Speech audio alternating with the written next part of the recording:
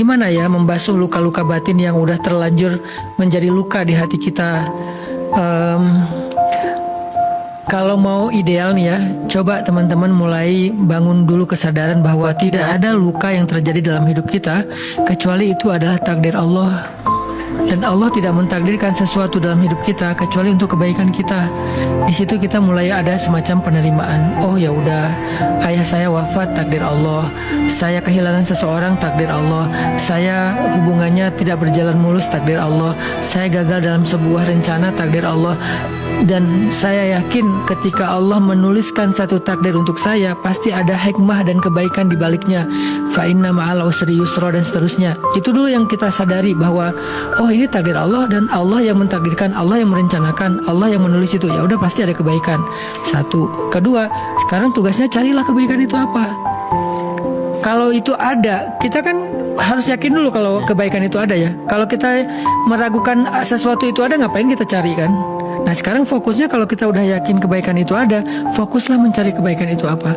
Apa kebaikan di balik saya ngalamin ini.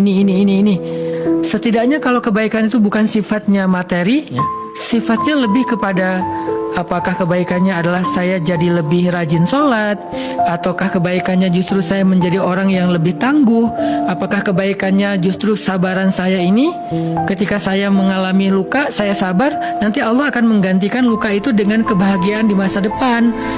Pasti ada. Nggak ada luka yang gratis, nggak ada ujian yang gratis. Setiap kali Allah kasih ujian luka dalam hidup kita, itu dibayar sama Allah. Kalau kita ridho dan sabar, pasti dibayar sama Allah. Jadi tugas kalian adalah menemukan itu aja atau menantikan itu aja. Nggak ada yang Allah kayak yukhzikallah atau yudayyi'ukallah, nggak akan terjadi. Allah nggak akan ngecewain kamu, Allah nggak akan menyia-nyiakan kamu. Itu janji Allah di dalam Al-Quran, di dalam hadis. Jadi teman-teman, satu, nggak ada luka yang teman-teman rasakan kecuali Allah yang takdirkan itu. Kedua, Allah tidak mentakdirkan itu kecuali ada kebaikan. Ketiga, carilah kebaikan itu dengan sabar, dengan yakin, dengan menanti atau dengan berusaha. Jangan berputus asa.